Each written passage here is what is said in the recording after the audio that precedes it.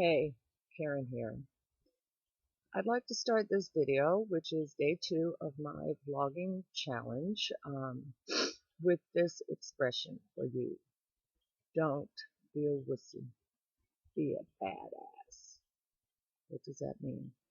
Well, it's pretty open-ended, so it could mean whatever it may mean to you, but essentially it means do what's meaningful to you, do what matters. And so for me, in my life up to now, that mostly meant I'm not doing the 9 to 5 thing. No, thank you. I don't want to. I guess it's because what society tells us to do in this country anyway, and ain't nobody telling me what to do. That's what I've been my whole life. I was a pretty difficult child because of that. But anyway, and so what have I done to not be a wussy, but be a badass? Many things over the years that at that time in my life felt like that's what I was doing. I went overseas to be a nanny. I've had jobs like I picked grapes in the vineyards of France and lived in a dormitory-like setting for a while. I went and worked for an American restaurant on the coast of the Atlantic coast in France, and I actually lived at the back of the restaurant in a trailer with red plush carpeting on the ceiling and no bathroom. What else? Lived in a tent for a while. My ex-husband was working at the fish market, and we lived in a tent together. Yuck. What else?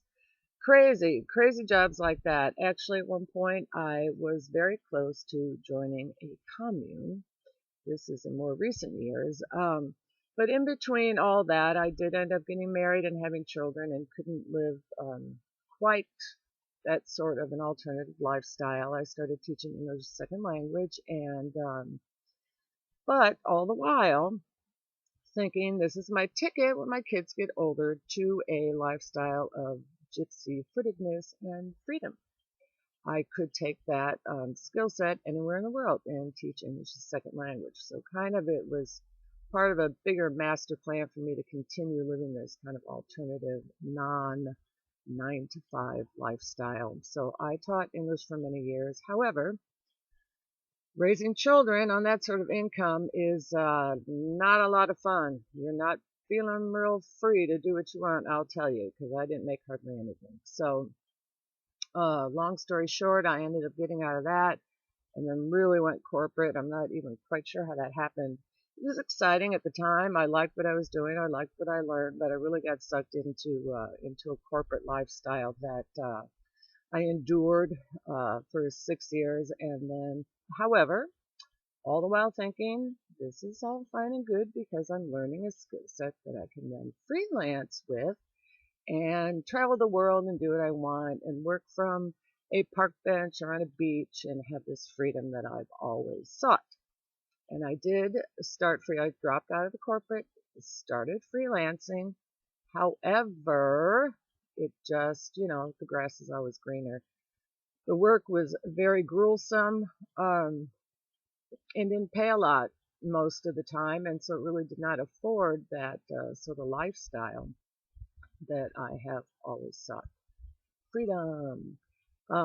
Eventually what you learn, guess what, is that freedom is not just doing whatever you want, but doing whatever you want and making enough money to really do whatever you want, to really afford yourself that freedom to go sit on a beach wherever you want to be, to go be in whatever state park in the world you want to be at. That takes money.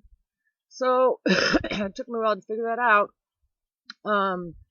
I then, the freelancing was so bad, I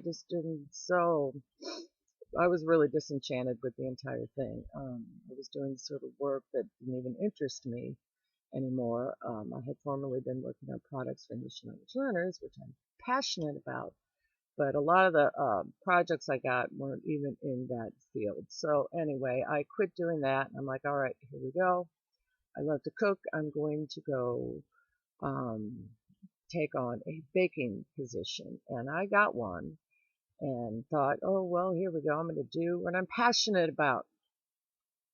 Didn't work out that way, though. I'm passionate about cooking, but I am not passionate about working in that sort of an environment that I had found myself in. A lot of negativity.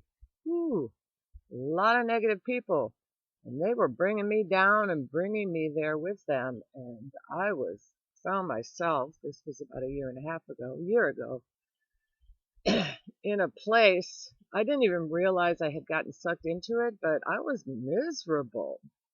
So in comes the expression again, don't be a wussy, be a badass. I was being a wussy. And so that was Dave and Dave of Empower Network speaking these words to me from the other room as my husband listened to their videos and just stopped me in my tracks one day and really spoke to me because that's really where I was at that point in my life a year ago. I was being a wussy. I'd gotten sucked in and I was done. Done. And so here I am now, truly following my passions on my terms, choosing who I surround myself by and with, which is positive, successful people. That's a big ticket item there, folks. Get away from that negativity. And so there you have it in a sort of a nutshell, my journey to where we are now. And I'm so happy to be here. Won't you join us?